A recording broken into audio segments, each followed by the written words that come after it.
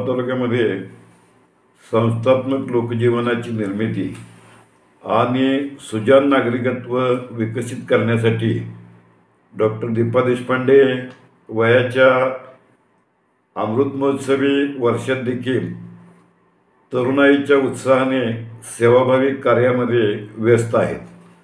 Doctor Deepa Deshpande या वावा तालुक्यामध्ये Deepa madam, Deshpande madam, Deepatai अशा विविध नावांनी सर्वपरिचित आहेत. वाचन, लेखन आणि भाषण ही त्यांच्या जीवनाची त्रिसूत्री आहे. त्या मराठी विषयाच्या नामवंत प्राध्यापक होत. त्यांच्याने माझ्या प्राध्यापकीला 1983ला सुरुवात झाली. बाबुराव बागुलांच्या मरण स्वस्थ होत आहे या पुस्तकावर आमची नेहमी चर्चा होत असे. त्यांनी महानुभव साहित्यावर संशोधन करून विद्यावाचस्पती ही पदवी संपादन केली. मराठी हा त्यांच्या अध्यापनाचा आणि आवडीचा विषय. त्यांना विद्यार्थीप्रिय प्राध्यापक बनवून गेला. वर्गात मन लावून शिकवण्याबरोबरच त्या वर्गाबाहेर जनसंवादी वक्ता म्हणून लौकिक प्राप्त आहेत. स्त्रीजीवन, समाजसुधारक, संत साहित्य, प्रवचने, सार्वजनिक सभा यातून त्या सतत व्यक्त होत राहिल्या आहेत. दीपाताईंच्या रूपाने वावा तालुक्यातील महिला वक्त्यांची उणीव भरून निघालेली आहे. ज्ञानेश्वरीवरची प्रवचनं हा तर त्यांचा हक्काचा हुकमी प्रांत. काही वर्ष अध्यापन केल्यानंतर त्या आष्टा येथील कासेगाव शिक्षण संस्थेच्या कला आणि वाणिज्य महाविद्यालयाच्या प्राचार्य बनल्या. एक उत्तम प्रशासक म्हणून या महाविद्यालयाची संख्यात्मक गुणात्मक वाढ करण्यामध्ये त्या अग्रभागी होत्या. महाविद्यालयामध्ये पायाभूत सुविधांमध्ये त्यांनी वाढ केली. पायाभूत सुविधा वाढाव्यात यासाठी भर दिला. वक्तृत्व हा त्यांच्या आणि माझ्या मैत्रीमधला समान दुवा असल्यामुळे त्यांनी मला आष्टे येथील महाविद्यालयामध्ये व्याख्यानासाठी अनेक वेळा निमंत्रित केलं.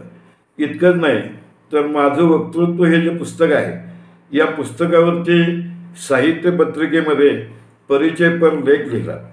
आकाशवाणी आणि रेडिओ शुगरवरली त्यांची प्रवाही आणि आशयसंपन्न भाषणं महत्त्वाचा सांस्कृतिक संचित ठरले आहेत. त्यांच्या भाषणामधून त्यांनी अनेक समाजसुधारकांचा नव्या पिढीला परिचय करून दिला. अलीकडच्या काळामध्ये घडून गेलेला इतिहास आणि सध्याचं सामाजिक वास्तव यांच्यामध्ये सांधेजोड करण्यामध्ये त्या पटाईत आहेत. त्यांच्या बोलण्याच्या कलेबरोबरच दीपाताईंचा लेखन व्यवहार हा जो आहे तो देखील कौतुकास्पद आणि दखलपात्र आहे. दीपाताईंना स्वातंत्र्य सैनिकाच्या कुटुंबाचा वारसा जपला आहे. त्यांचे सासरे आणि ज्येष्ठ स्वातंत्र्य सैनिक D.G. देशपांडे यांच्या जीवनकार्यावर आधारित तरुण पिढीला प्रेरणा देणारे कर्मयोगी कॉम्रेड डॉक्टर D.G. देशपांडे या पुस्तकाचं त्यांनी संपादन केलं. आपल्या सासऱ्यांच्या गौरवग्रंथाबरोबरच त्यांनी इस्लामपूरमधले प्रसिद्ध धन्वंतरी डॉक्टर बारा जोशी आणि डॉक्टर शांताबाई जोशी हे डॉक्टर जोडपं या तालुक्याला सर्वपरिचित अशा प्रकारचं आहे. तर या डॉक्टर बारा जोशींच्यावरती अमृत साक्षी, डॉक्टर बारा जोशी, त्याचबरोबर महानवभीय लोकसाहित्य, स्वयंसिद्धा, शरदाचं चांदणं अशा पुस्तकांचं त्यांनी संपादन केलं. शरदाचं चांदणं हे पुस्तक प्राचार्य शरद भोसले यांच्या जीवनकार्याचा वेध घेणार आहे. तर त्याचबरोबर लोकनेते राजाराम बापू पाटील यांच्या जीवनकार्यावरती आधारित लोकनेता या ग्रंथाचं त्यांनी संपादन केलं. बोरगावचे ज्येष्ठ नेते रामराव देशमुख यांच्या जीवनावरती ध्रुवतारा या ग्रंथाचं संपादन केलं. म्हणजे अनेक संग्राह्य, मौलिक आणि इतिहासाचा वारसा म्हणून जपावीत अशा अनेक ग्रंथांचं प्रभावी संपादन त्यांनी केलं. म्हणजे त्या भाषणामध्ये अग्रेसर आहेत. वाचन त्यांचं उत्तम आहे. त्या उत्तम वाचक आहेत, त्या लेखक आहेत. त्याचबरोबर भाषण, वाचन आणि लेखन याबरोबर सहकार क्षेत्रामध्ये संस्थात्मक लोकजीवन उन्नत करण्यासाठी त्यांची धडपड सातत्यानं सुरू आहे. माणसाला लय सापडली की माणूस वय विसरतो, हे दीपाताईंच्या बाबतीमध्ये शब्दशः खरं आहे. त्या वाळवा तालुका महिला नागरी पतसंस्थेच्या दीर्घकाळ अध्यक्ष आहेत. या संस्थेच्या माध्यमातून वाळवा तालुक्यातील महिलांसाठी स्वयंरोजगाराच्या अनेक संधी त्यांनी निर्माण केल्या. त्याचबरोबर ग्रामीण भागातल्या महिलांना पतवान बनवणं, ग्रामीण भागातल्या महिलांना श्रीमंत बनवणं, हे काम या पतसंस्थेच्या माध्यमातून केलं. या पतसंस्थेच्या माध्यमातून महिलांचं प्रभावी संघटन उभा करण्यामध्ये त्यांना यश आलेलं आहे. त्याचबरोबर राजाराम बापू बँकेच्या त्या संचालक आहेत. महाराष्ट्र साहित्य परिषद, राजाराम बापू ज्ञान प्रबोधिनी, सृजन आनंद शिक्षण केंद्र कोल्हापूर, मराठी विज्ञान परिषद, शिवाजी विद्यापीठाचं स्त्री अभ्यास केंद्र, महाराष्ट्र पालक शिक्षक संघ, नाट्य परिषद इस्लामपूर, डॉक्टर बारा व doctor Shantabai Joshi charitable trust या सार्वजनिक जीवनातल्या महत्त्वाच्या संस्थांच्या उभारणीमध्ये आणि सक्षमीकरणामध्ये त्यांचा मोलाचा वाटा आहे. या संस्थांसाठी दीपाताई पूर्णवेळ उपलब्ध असतात. विद्यापीठ स्तरावरच्या अनेक चर्चासत्रामध्ये त्यांची वैचारिक मांडणी दीर्घकाळ चर्चिली गेली. साहित्यविषयक मासिके, नियतकालिके यामधून त्यांचे वैचारिक लेखन हे सातत्यानं प्रकाशित झालेलं आहे. प्राध्यापक, प्राचार्य, वक्ता, लेखक आणि संस्थात्मक उभारणीतील दीपाताई देशपांडे यांच्या कार्याची दखल घेऊन समाजाने देखील त्यांचा यथोचित गौरव केलेला आहे. त्यांना महाराष्ट्र शासनाचा पुण्यश्लोक अहिल्यादेवी होळकर पुरस्कार मिळालेला आहे. त्या शिवाजी विद्यापीठाच्या गुणवंत शिक्षक पुरस्कारानं सन्मानित आहेत. बॅरिस्टर पी जी पाटील यांच्या नावानं दिला जाणारा हा गुणवंत शिक्षक पुरस्कार त्यांना मिळालेला आहे. सामाजिक संस्था समन्वय समिती इस्लामपूरने त्यांच्या सामाजिक कार्याचा गौरव केला आहे.